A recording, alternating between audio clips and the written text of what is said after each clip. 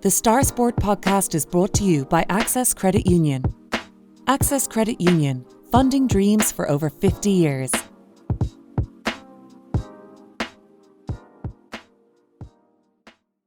Close your eyes and pull like a dog. And a new Irish record for Phil Healy, 22.99.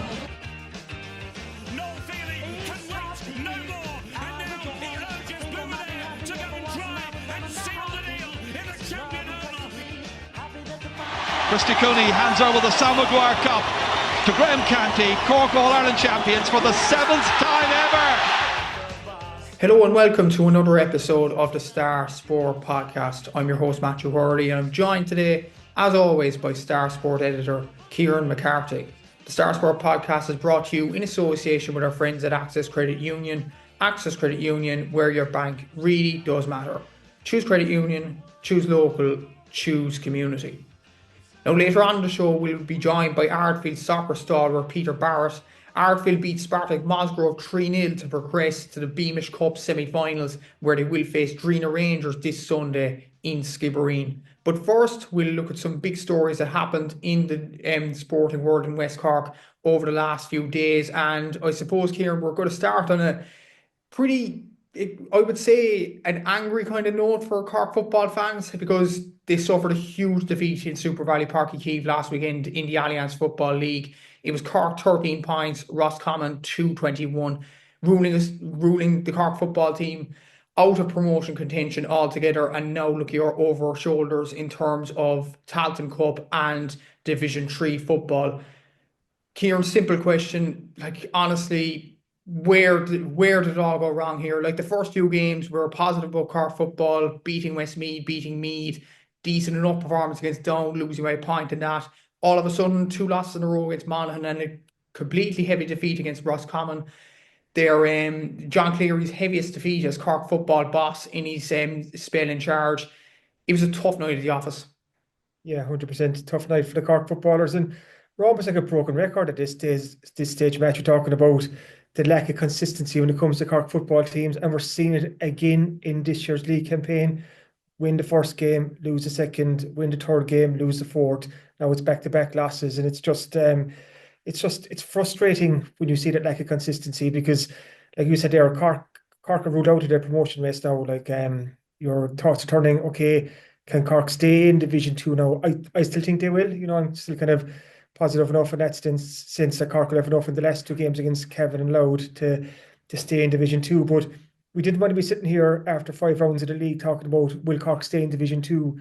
We wanted to be talking about Cork's promotion push. We said at the outset of this year's league campaign that on paper it looked like a league that Cork could get out of. You know, with the greatest respect to all the teams there was no heavy hitters like the last couple of years, like a Dublin or a Galway or an Armagh or a Derry or someone like that. But it just hasn't worked out that way. In the last 2 games, Cork came up against, I suppose, the top 2 teams in the division. You could say Roscommon and Monaghan, and both times Cork just didn't pass that test. You know, and here we are now, like you said there, Cork's heaviest defeat under John Cleary, 14-point loss at home. It's just disappointing. It's really disappointing for the team, John Cleary and the team and stuff, because they've obviously higher aspirations than this, but also for the Cork football fan base, because you're looking now kind of saying, Christ, it's like Groundhog Day, like where do we go from here? Because now we're talking about, instead of how Cork can get to Division 1, it's like how Cork can avoid the Tailteann Cup. You know, kind of, it's like we could have had the same chat last year or even the year before. It just seems to be, we're just in that cycle at the moment. But yeah, just another disappointing night at the office. And to add to that as well, in terms of the league and things like that, like 6th place might not be good enough for Sam Maguire place, because the situation is Cork, provided of course they beat Limerick. Limerick are flying themselves in Division 3, so obviously we won't say that's a slam dunk of a win. But if Cork do get the job done against Limerick, they face Kerry in the semi-finals in Munster again this year. Most likely Cork will not get to the Munster final. Then you look at the Tailteann Cup kind of standpoint as well. Clare are almost guaranteed a place at the Munster final, because they have to play either Waterford or Tipperary on the other side of the draw. And Down are completely guaranteed in the Sam Maguire, who are also below Cork at the league standings at this present moment because of their Tailteann Cup win last year. Then you have the added bonus onto it. Kildare could reach a Leinster final as well. I think they're on the same side as Louth and Leinster. So, as you said rightly here, we didn't want to be worrying about Tailteann Cup at this stage of the league campaign. But the frank reality is we are now, unless we win our last 2 games against Louth and Cavan. That's it, and I suppose the Cork Louth rivalry, which you would call it over the last couple of years, counties have made a fair bit in the league and the championship, and we'd have to think back to the last game against Louth, that into Cork's involvement in last year's All Ireland football championship. Louth won't fear coming out to Cork on March 16th, but that is a game Cork absolutely have to win now. You know, kind of win that game, and you could say pretty much the Cork would be as good as safe, you know, from relegation. Lose that game, and you're open up a can of worms going into the final game away to Cavan. So all of a sudden that game against Louth is a big game, but for the wrong reasons, if that makes sense. It's a game to avoid getting dragged into a relegation battle. It's just it's like I said earlier, it's just disappointing to see Cork here, because you think back to when John Cleary took the job, and thinking back to after when Keith was manager, and then John obviously came in kind of midway through that season, took over. Cork lost to Dublin that year in the All-Ireland series, and John Cleary was talking afterwards saying, like, I think that was an 11-point loss, and he was saying we've had an awful lot of work to do to get Cork back to where we want them to be. You can fast forward to where we are now, and it's almost exactly the same situation. There's an awful lot of work to do to get Cork back contending for silverware, whether that's a league trophy or a Munster championship, which we haven't seen in well over a decade, or there's no point even talking about Northern Ireland at this stage, to be kind of quite honest about it. Like, Cork look a distance off where they need to be in contention for silverware. And again, we've spoken about it, that lack of consistency, Cork needing to beat teams of a similar standard around them. It's the same problems or same kind of questions and conundrums propping up all the time. Even the last night match, you were there. Like, we talked about Cork conceding 3 goals against Westmeath, 3 goals against Monaghan, but the goals of Cork almost gift wrapped and gave to Roscommon. Like, you're not going to win football games if you concede goals like that. No, not at all. Especially like the second goal was, putting it the nicest way, it was just a mix-up between the defence and the goalkeeper. Rory Maguire kicking the ball back to Patrick Doyle. Patrick Doyle can't touch it inside his own half with the new rules and all that. And it was far too easy. Yes, Ben O'Carroll from Roscommon finished it very well, but it was far, far too easy. In the first goal, like leading up to the penalty, Roscommon actually held the ball for 2.5 minutes. Cork didn't converge on them. Actually, when Cork robbed the ball at the edge of the penalty area, then they coughed up possession again, and Roscommon got the ball, and then it was just a panic of a tackle, and the penalty was given after that.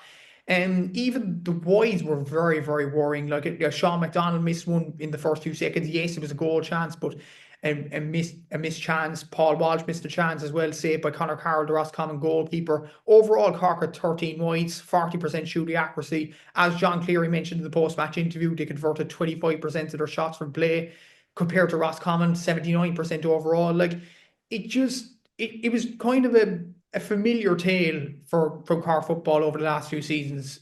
Defensively, we could see too many goal chances, and then offensively, we missed too many chances in front of goal.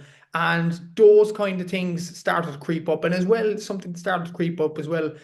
It didn't in the first few games against the Meads and the Westmeads and all that, but it did in this game, where Cork were keeping the ball for long periods of time and hand passing the ball sideways, backwards and all that. And it was slow. It was very, very pedestrian as well. And ultimately, this style of Gaelic football, this new rules of Gaelic football, you can't do that against teams like Roscommon and Monaghan if you are going to be aspiring to promotion. And I suppose they have to kind of change up their tactics fast for the games against Louth and Cavan to have any hope. Well, we're talking about any hope, because Louth and Cavan should be beatable sides.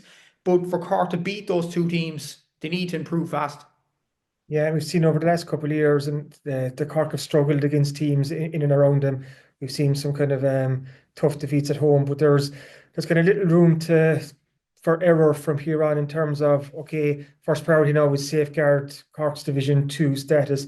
Like I said at the outset, I think Cork will. I think hopefully there's going to be just a kick in this team after the training camp in the Algarve. I think they're flying out this morning, Thursday, and they're not back till Monday. So hopefully there'll be a bit of a kick off that, because they'll have those couple of days together as a group to train and work on plans, and for obviously the end of the league, but then going into the Munster Championship. So I think that Cork will have enough to stay up. But you're just looking, okay, where's the season going to go from here now? Like you kind of outlined there, the Munster Championship, kind of if that sticks to form, the Munster Championship gets Cork at the semi-final against Kerry, and we all know how that kind of story goes. We've seen it over the last number of years, and then you're looking at, again, waiting to see, will Cork get into the Sam Maguire Cup rather than the Tailteann Cup, and then if Cork get into the Sam Maguire Cup, what are we looking at then? Is it like last year, trying to kind of take a scalp or two and get through to the last 12, the last 8, probably best case scenario, kind of Cork football, like is that's obviously not where the county wants to be, but this is the cycle that the county is stuck in right now. And I'm writing about it in this week's Star about the 5-year plan that finished in 2024, and we're a year on from when the Cork 5-year football plan finished, and we still haven't heard anything about a review, or the review is going to happen after the 2025 season, which makes absolutely no sense to me. As in, the review was a 5-year plan up to 2024. The review should have happened in, we should have had the results by now. But now the review is not going to happen till after the Cork exit from this year's championship. But I think for Cork football to push forward, like, just there's so many different facets to this, kind of from the county board down, even to it's a small thing, Matthew, was in making being a Cork footballer attractive again. Is it attractive to be a Cork footballer now? Do fellas want to play for the Cork football team? Obviously a lot do. Like it's the ultimate to get there. But there's a lot of fellas out there, and I can totally understand why you would think, no, I just prefer to concentrate on my club. And you can't blame them for that. That's their prerogative, and kind of we've seen a lot of very good Cork footballers or club footballers in Cork kind of decide, no, I'd much rather play at my club. And again, I totally understand that, kind of club comes first, and that's brilliant to see. And I admire any player that gives it back to their club, because the club is where it starts, the club is where it finishes, but it's just, why aren't the best club footballers in the county, why doesn't everyone want to play for the county football team? And that's a question that should go right to the top of the county board, and just, we need to, like, I'm not thinking another 5-year plan, could you not talk about a 5-year plan if you're being realistic? Like, look at what was said back in 2019, that within 3 to 5 years, the Cork would be regular contenders, club and county for All Irelands. Like, that was, looking back now, it was fanciful in the extreme, so it's just, I don't have the answers, I really don't, but it's just going to be interesting to see where Cork go from here. But first off, Louth Sunday week, have to win that. Yeah, absolutely. And I don't think anybody has the answers, to be fair, about the 5-year plan, but hopefully, well, it won't come out until after the inter-county season, which I agree, it's something that I don't understand. But we will preview the Louth game in next week's podcast, and we'll talk about Cork football some more next week. Moving on to the hurlers, and they had a win over the weekend. They beat Kilkenny in Super Valley Park 122 to 216. They got the job done in the end on an emotional day, really, for the Cork hurlers, after Pat Ryan lost his brother in tragic circumstances. Ray Ryan dying at the age of 43, but the Cork hurlers did Pat proud and won this game against Kilkenny, putting them back in the reckoning of a league final potentially. They face Clare this weekend in Ennis at 3:15 this Sunday, so it's right back in the melting pot here, and they're right back in the race for a league final. But obviously, last Saturday night's game, hurling wasn't the big story that happened. No, like you said there, it was a very emotional night. For obviously Pat Ryan and his family, and Pat on the sideline just the day after burying his brother, which was, like you said, tragic in the extreme. Condolences to all the Ryan family. That was such sad news when it came through last week. On the field, Cork got the job done. I suppose Diarmuid Healy was the standout name from the win against Kilkenny, and it's a win that puts Cork right back in the hunt. Looking at the table here, Tip and Galway are both on 6 points at the top of the table, but Cork are nestled right in behind on 5 points, followed by Kilkenny on 4. And I know Clare are at the bottom of the table now, propping it up just on 2 points, but they're coming off the back of a win themselves. So it's going to be very interesting to see how this weekend pans out. If Cork can get another win, push them on to 7 points, you're right in the hunt for the league final spot now. And And again, we've said it on this podcast, Matthew. I think it's important for this Cork hurling team to win some silverware. And now it looks like, touch wood, that there's a kind of a pat up towards that, or at least a chance to try and win some silverware. So another big test for the Cork hurlers, obviously up against a team that dashed the dream last year. Clare without they had their own, I suppose, Shane O'Donnell out now for the years. Huge loss for them. So it's going to be a tricky tie for Cork going up there and stuff. But we've seen, I suppose, enough green shoots over the last couple of weeks, to suggest that Cork can go up there and get the result. Yeah, exactly. And hopefully Cork will get over the line against Clare this weekend after a decent win over Kilkenny, a decent win. The performance, maybe it wasn't the best performance, but it was good to get the win in the end. Just before we move on, the Cork hurlers against Kilkenny got 23,000 in Páirc Uí Chaoimh. Then you look at the football, the North and South stands nearly emptied after that. What was your whole thoughts on all that the hurling fans left the stadium before the football even began, and then a few others left at half time? I know Cork lost heavily to Roscommon in the end, but does that kind of signify that hurling is the dominant kind of code in Cork at the moment, or what's your beliefs on that? Yeah, you could have predicted this is going to happen before. It's just the way that the triple header was staggered. The Cork ladies, Roscommon 3 o'clock, the Cork hurlers, Kilkenny at 5, then the Cork footballers at 7. The Cork hurling fraternity was always going to leave. The hope was that some would stay on to watch some bit of the football, and some did, in terms of, let's see what football 2025 looks like under the new rules. But as you saw, as the first half petered on, especially at half time, more than just more fans just headed for the exit. But it's just where Cork football lies right now, and it's kind of, that's been the case for the last number of years, especially up around the city. Hurling is king, and you can see why as well, in terms of this is a Cork team that people are hoping is on the cusp of achieving something. And while success breeds success, winning is so important too. And we saw the Cork hurlers get to the All-Ireland final last year. So there was that magical win against Limerick and Páirc Uí Chaoimh last year, defends on the pitch after, you can see why there's that surge of support around the hurlers. So it wasn't surprising to see so many fans leave before and during the football game.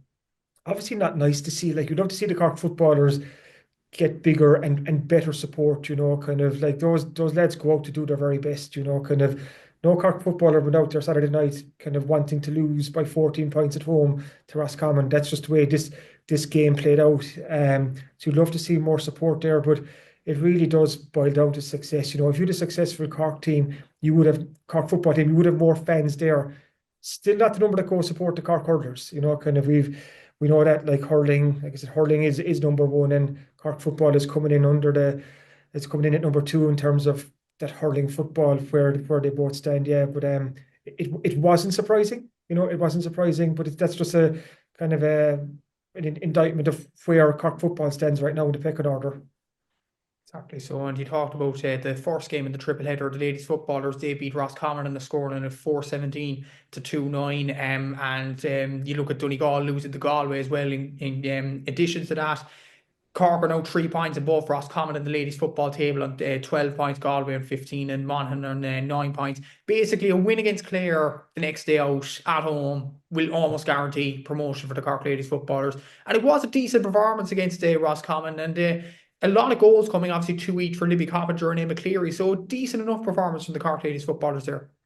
Yeah, put up their biggest score this season so far, put up 4-17. 4 goals in the first half. I think you said Libby got 2. First came after, I think, 16 seconds. Emma Cleary got 2 as well. Cork left some goal chances behind them. I think they'll be disappointed with Roscommon's purple patch kind of midway through the first half. Cork were 6-7 points up at one stage, and Roscommon pulled it back to a point. I think it was Roscommon's second goal. I think the Cork goalkeeper won't want to see that again. A long effort from Laura Mannion just kind of just dropped through her hands. Cork were quite open at times down through the centre when Roscommon ran at them. So that'll be something that the Cork management that's a learning they'll take from this game, because they know they need to tighten up there for what's to come later in the year in terms of the Munster and All-Ireland Championships. But in terms of the number 1 goal or the immediate goal to get promotion straight away back up to Division 1. Cork look right on course for that. Kind of they've won their last 3 games in a row. They've won 4 out of 5. Beat Clare at home the next day, and Cork will be promoted. And in a league final against a Galway team that is a 100% record. So it's kind of this. The Cork team is moving in the right direction. Still a lot of work to do.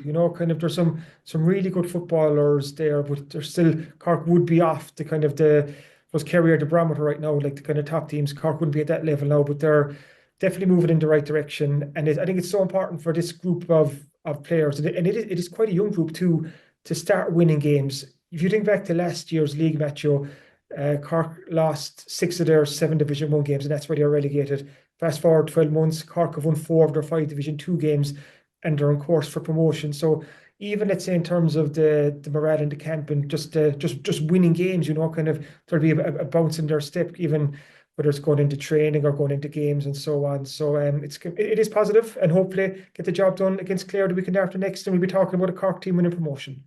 Exactly. So, and hopefully the Cork ladies do win that promotion when they beat, or if they beat Clare in 2 weeks' time. The camogie team won their second game in the very national camogie league as well. They beat Dublin and St. Pellegrins by 20 points to 10. And they play Kilkenny this Saturday in Páirc Uí Chaoimh at 2 p.m. as well. So 2 wins for Germany's side. Kind of expected against both Waterford team at home and then Dublin up in away in St. Pellegrins. And you're coming up against a Kilkenny team now that have lost both their games so far. So I think Germany will be happy enough with the start that they have, even though I think Izzy O'Regan went off with a knee injury in this game. Ashley Thompson went off with a head injury later on in the game as well. But they made 9 subs against Dublin, so newer players came to the fray. So it was all good really for the Cork camogie team. That's it, like bar the injuries, like just a good away day, to win by 10 points up in Dublin, second league win under their belt, kind of Cork motoring nicely for this stage of the season. And we've said it before on this podcast, Matthew, that the Cork camogie team are at a different stage of their development compared to the other Cork inter-county teams. This is a Cork team that's won back-to-back All-Ireland senior titles, going for the 3 in a row later this year. So I think for them, the league is, of course, Cork would love to win the league, the camogie league, for the first time. I think it's in 12 years. But I think it's just, like you said, finding new talent, kind of integrating new players into it, giving them minutes, getting everything primed and ready for the Munster and All-Ireland Championship to come. So it's so far so good. Odds are you would think Cork will make it 3 wins from 3 at home to Kilkenny and Páirc Uí Chaoimh this Saturday. Do that, and it's been the perfect start to the league in terms of results, and you're getting minutes under the belt. So I think Germany will be quite content after Cork's opening 2 games. Exactly. So, and hopefully Cork will get their 3rd win at weekend against Kilkenny. Moving away from Gaelic games now onto athletics, and Phil Healy starts her European Indoor Championships campaign tonight. It's going to be Phil's, it's her 5th European Indoors Championships, but she argues at this week's start that it's probably going to be her last. So, it's a big athletics championships for Phil Healy in this one, especially after winning silver in the national championships over the last few weeks. So, yeah, it's a big tournament for Phil Healy here, Kieran. It is, kind of, we've talked about Phil so much in this podcast over the years, and she's one of the, let's call her friends of the show. She's probably been on the podcast more than anyone else. What an absolutely incredible career. And there was a kind of suggestion last year that 2024 could have been her last year. She kind of hinted at it at different stages, but she's decided to go again in 2025. It's almost the momentum after such an incredible year last year, winning silver with the Irish women's relay team at European Championships in Rome, then obviously coming 4th in the Olympic final with that same relay team. So Phil could see there's something special happening here. So she's back this year for what's quite a busy year in terms of major athletics championships. But like you said, in this week's Southern Star that's out now, Phil says this is her 5th consecutive European Indoors, but her last. The European Indoors is held every 2 years. Phil is 30 since November. She'll be 32 in 2027. Like she was saying, it'd be one thing to sway her to compete in 2026, but it's another conversation entirely to get her to commit to run again in 2027. So she's approaching this like it is going to be her last European Indoors. She's on 2 relay teams, so she's on the mixed 4x4 relay team and the women's 4x4 relay team. and the mixed team are out tonight, Thursday, at 10 to 9 Irish time. That's when they'll be racing, and that's in a straight final. So that's tonight, Thursday at 10 to 9, and then it's Sunday session. Is 10 to 6 Irish time. It's the women's 4x400 meter relay final, and again that's a straight final. So gonna wish Phil and the team the very best to look there. It's not the quartet that we saw do so well last year. There's no Rashida Adeleke, she's unavailable for these championships, and Sophie Becker's out with a foot injury. But we have Phil and we have Charlene Maudsley, who's flying at the moment. They're those are two names that people would be more kind of familiar with after last year. But there's some very good athletes in that Irish women's relay team as well. So we just have to wait and see how they pan out. But it would be super to see Phil Healy kind of pick up another European medal this year. Last year winning that European silver in the outdoors championship meant so much to her, and it'd be great to see her add to her silverware. And I think we'll just really enjoy Phil Healy this year, whether this is her last year or not. Like, she's given so much to West Cork sport, West Cork athletics and Irish athletics over the last number of years. She really has been a trailblazer, and let's hope she can go out in a blaze of glory. Hopefully so, and we wish obviously Phil the best of luck in the European Indoor Championships, which start this evening. We'll take a quick break now, and after the break we'll talk all things Beamish Cup. The Star Sport podcast is brought to you by Access Credit Union. Access Credit Union, funding dreams for over 50 years.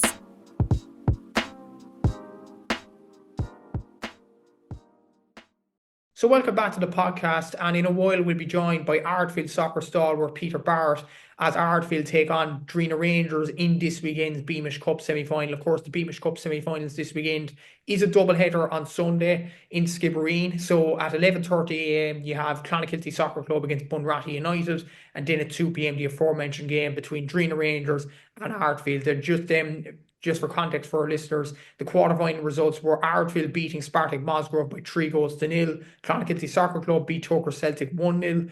Bunratty United beat Baltimore by 6-2. And then Drinagh were already through before last weekend. Their game was 2 weeks ago. They beat Skibbereen AFC 9-2, so an impressive win there. Look at that draw, Kieran. You'd look at it and say Clonakilty Soccer Club and Drinagh Rangers in the final once again for a second year running. Can Ardfield or Bunratty United cause the shock of all shocks this weekend? Yeah, it's the magic of the cup. It'd be great to see a shock in there.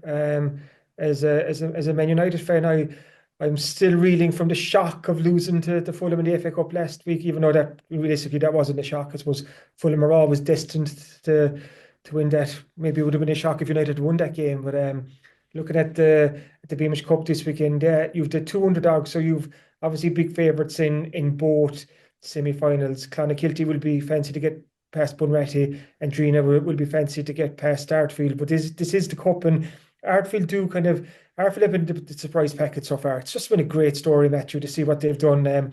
They've taken out higher ranked opposition in every round so far, from Dunmanway Town in the first round, a Premier Division team, Beara United, another Premier Division team, and even Monday night there to beat Spartak Mossgrove, who got to the semi-finals of the Beamish Cup last year, and who I think are 5 places above Ardfield in the championship table. Yet Ardfield come along and they beat them 3-0, and like Paul Hodnett's the man who just can't stop scoring. Like, it's just it's an incredible record in the cup this year. So the odds suggest we'll have another Clon-Drinagh final, which will be a repeat of last year's final that Clonakilty won. But you just don't know. Like, you look at Clonakilty, and it was the same last year. Like, they're having a great season, but when it comes to the cup competitions, they just get over the line. They needed a very late goal against Beara Rovers to win in the first round. They only beat Toger by 1 goal last weekend. So they're not entirely convincing when it comes to the cup, and that gives Bunratty hope. Like, Bunratty got 6 goals against Baltimore, and I think 5 of them came in the second half.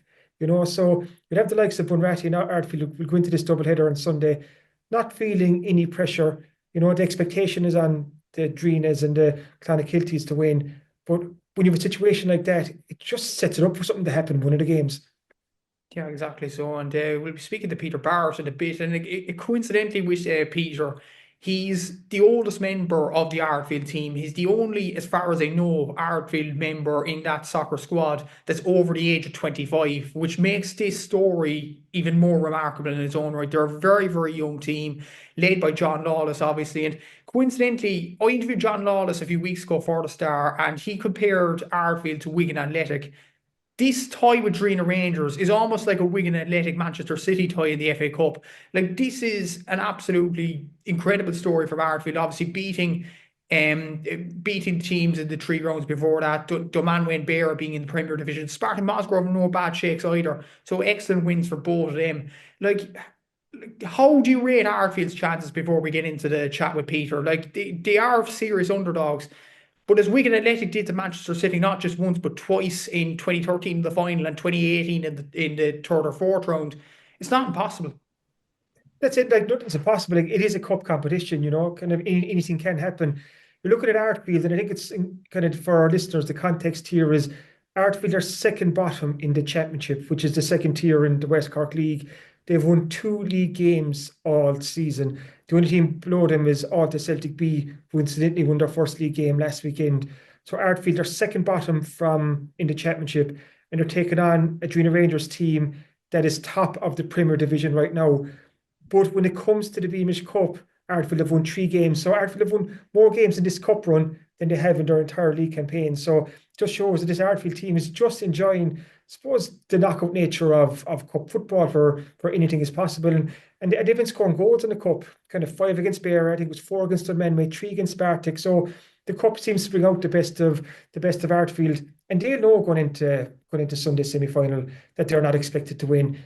But Drinagh Rangers there's an expectation and pressure on Drinagh Rangers to win too. So that's going to be quite interesting. And this is a Drinagh team that only drew last weekend. You know, they drew 1-1 against Dunmanway Town, and that's a big blow to Drinagh's Premier Division title hope. So Drinagh might think now that their best hope of silverware could come through the Beamish Cup. So I think it's going to be really intriguing tie. Your head would tell you Drinagh are going to win this game, but there's something about Ardfield in this cup run, and it just the magic of the Beamish Cup, and it's just been a great story so far. And who knows, we could have an Ardfield in the Beamish Cup final, which would be an absolutely incredible story. It would be, definitely. And let's hear from their stalwart, Peter Barrett, now. So delighted to be joined on the Star Sport podcast today by Ardfield Soccer's Peter Barrett to discuss this weekend's Beamish Cup semi-final. Ardfield play against Drinagh Rangers as part of a Skibbereen double-header. Ardfield and Drinagh Rangers face off at 2 p.m. and at 11:30 a.m. you have Clonakilty Soccer Club against Bunratty United. A brilliant weekend in store for the Beamish Cup. I suppose, first of all, Peter, you're just off the back of a quarter-final win over Spartak Mossgrove 3-0 last Monday evening. I suppose the mood in the camp is on a high, I'd imagine, after that. And your cup run overall, like 5-3 winners over Beara, 4-3 winners over Dunmanway too.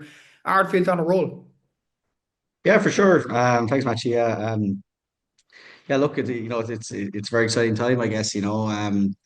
We've maybe maybe struggled a little bit more in the league, I guess, but we've really kind of targeted this Beamish Cup run, from early on.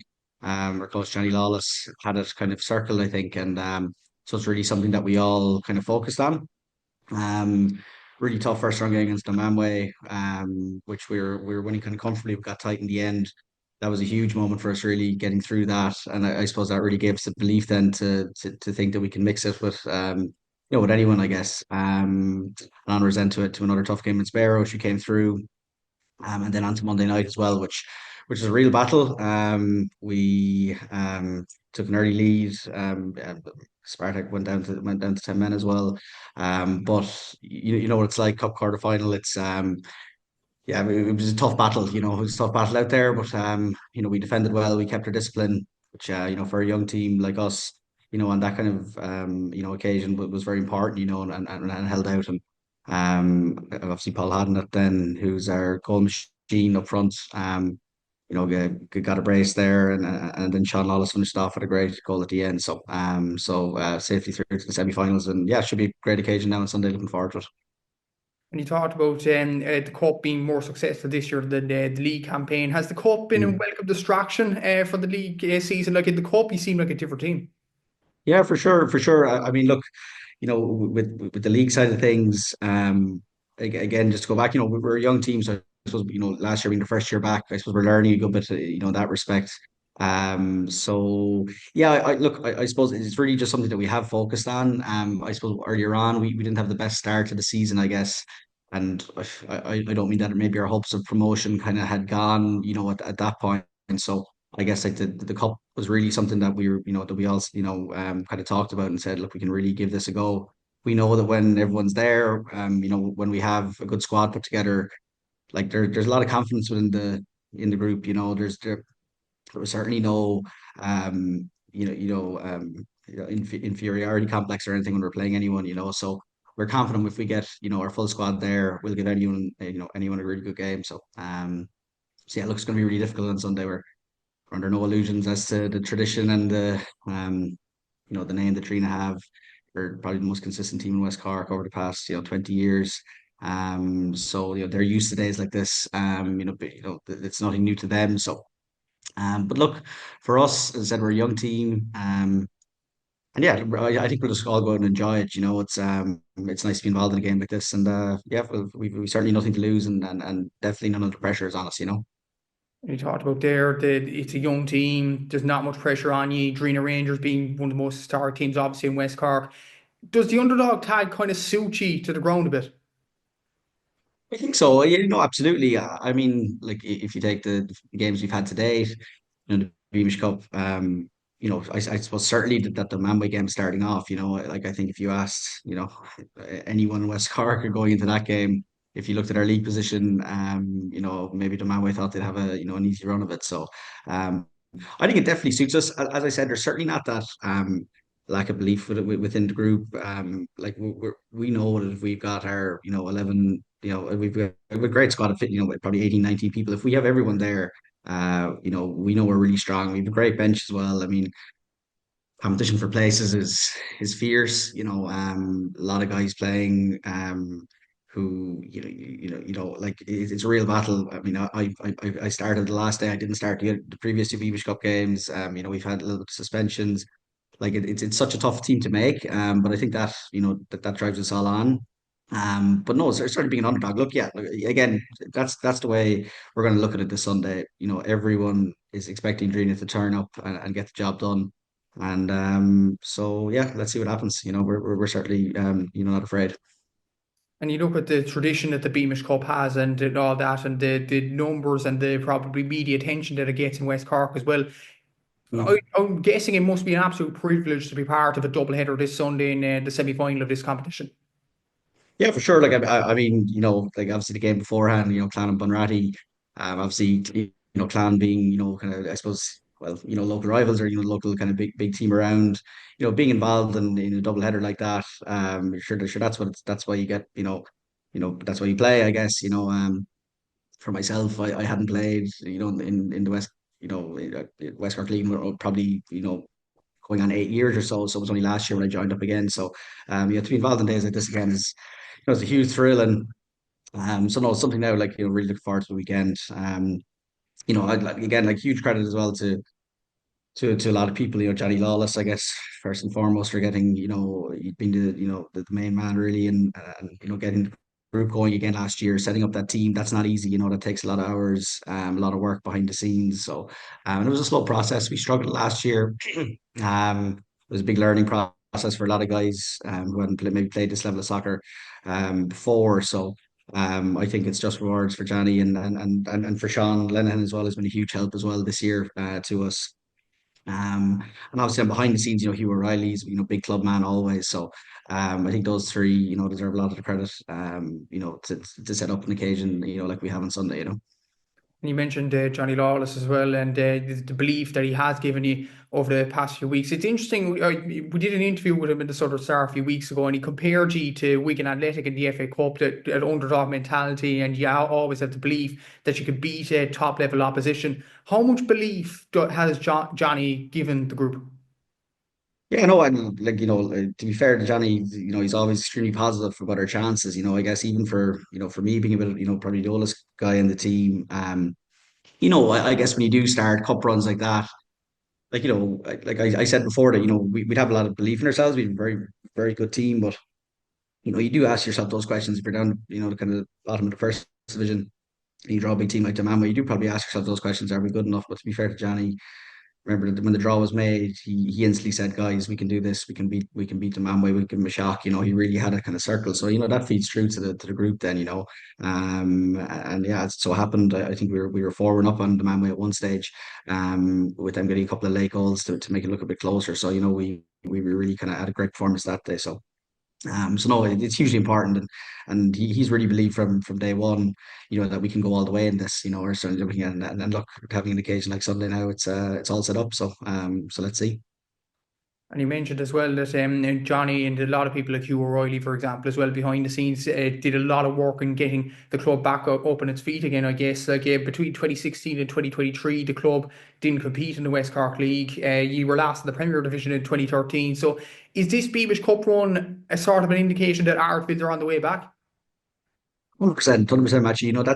That's a big thing, for all of us. For me personally as well, being from Dunmore here, like it was really disappointing not to have a team, and also like being down the bottom of the division, being kind of seen as almost kind of, I don't mean laughed off, but like people are like our Ardfield are finished and all that. So I'd say people even probably didn't even realize we still had a team maybe starting again last year. So to be back in the map, to be back involved, I know locally as well, just have that bit of buzz, that bit of excitement, for people, I suppose for a lot of local people as well. Yeah, the soccer team is back, and as I said, probably why we're very lucky is how young the guys are. They're really like young group of lads. So hopefully, this group can stay together, for the coming years. And if they do, I've no doubt that they'll be able to achieve something very special. So that's the hope. And yes, sir. Sunday. And you mentioned the young group that you have as well. The majority of the team is under 25 as well. Does that indicate that Ardfield have an exciting future ahead too? Yeah, for sure. No, absolutely. And again, like it's really been a squad effort. There's I was saying there's huge competition for places. Obviously in the cup run we've had, Paul Hannon up front has been incredible. With the goals he's got. His goal machine. To be fair to him, Connor Toomey up there as well has been fantastic.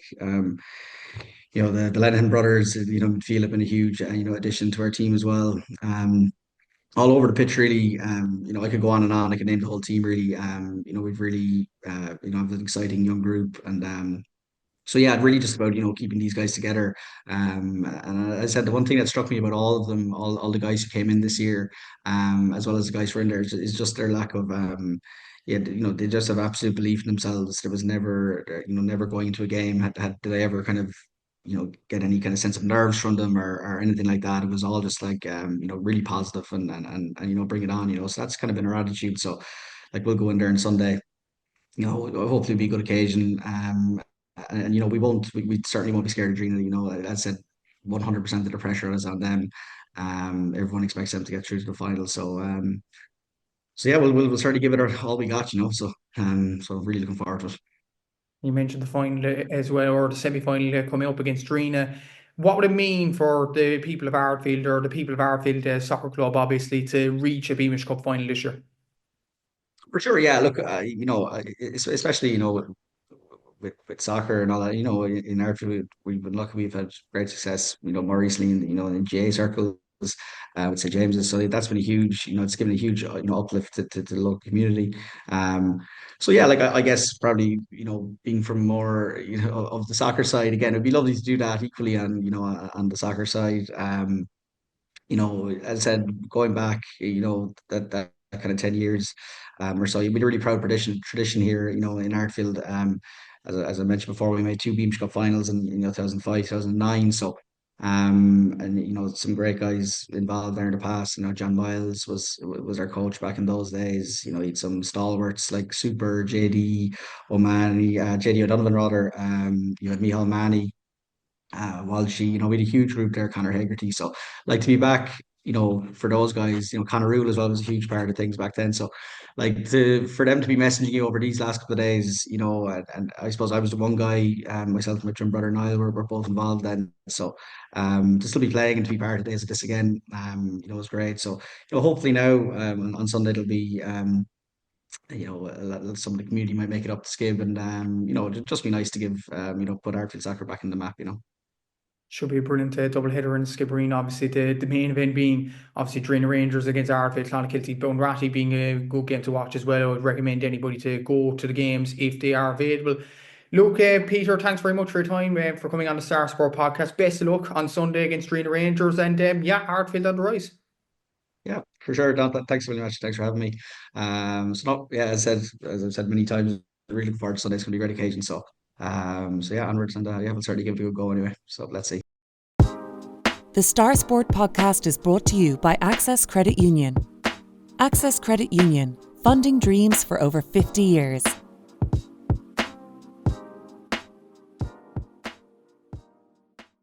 So it is that time of the week again where we look at what's in this Thursday's Southern Star. So what should our readers expect this week here? Yeah, so obviously Thursday Star is in the shops now. So if you haven't bought it already, get out and buy it. Or otherwise, you can subscribe to our online or our e-edition. So loads in there. Obviously, all the county teams are covered in detail. But looking at the club scene for a second, the county football leagues, they kicked off last weekend, and the match we focused on was Clonakilty against Beara in Division 1, and a great win for the Clonakilty footballers. Saw the return of Darragh O'Shea, their Kerry import, to Clon for the first time in a couple of seasons. Clon put up 118, and on paper Clon looked to have quite a good team this year, so I'm kind of interested to see how they go. We also have a preview of Skibbereen Community School girls team are in an All-Ireland Senior A semi-final next week. So Matthew was talking to the Skib coach there for the check-in and how the team is preparing for another big game for the school, and the hope is that Skibbereen can break their duck when it comes to All-Ireland semi-finals, because they've lost 3 in the last couple of years. Also, Adrigole GA Club had a celebration night out at the Caha Centre over the weekend, so we've a picture special from that. I've an interesting story with Simon Nolan. He's a Bandon Athletic Club athlete who set a personal best at the Sevilla Marathon just at the end of last month. And 12 months previous at the same marathon, he actually broke his ankle. But he bounced back 12 months later, went back over to Sevilla and set a new personal best there. So that's a nice, feel-good, positive story for a Thursday morning.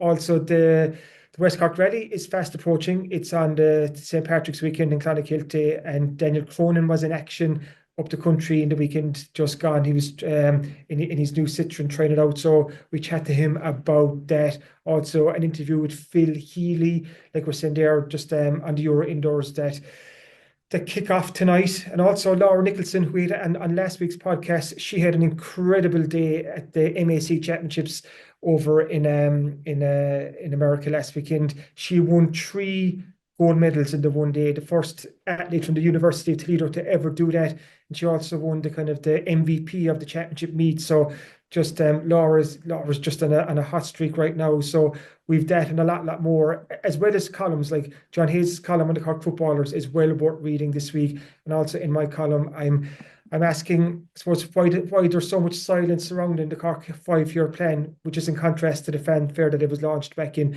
2019. So that's obviously off the back of the Cork footballers discovering that they're going to be in Division 2 again next season.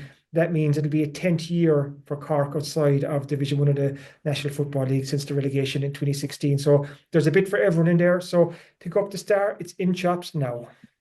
Exactly. So, and as well as the obviously consistently brilliant sports section, there's also a free greener living supplements showcasing West Cork's leaders in sustainability in this week's Star, coming free with this week's edition. We shine a light on local West Cork businesses, community groups and organisations that are leading the way in sustainability and protecting our environment. So make sure to pick up a copy of the Southern Star in shops now to get your free supplement of that. And as usual, if you are further afield or can't make it to the shops, you can subscribe to the Southern Star e-paper and the Southern Star on your laptop, tablet or phone. Just go to www.southernstar.ie/subscribe, enter your details, and you'll get an exact replica of the newspaper for less than €2 per week. As always, thanks for listening to the Star Sport podcast, and thanks again to our sponsors at Access Credit Union. If you've enjoyed this, please remember to rate, review and subscribe to the podcast wherever you get your podcasts, and we'll be back again next week. Until then, take care.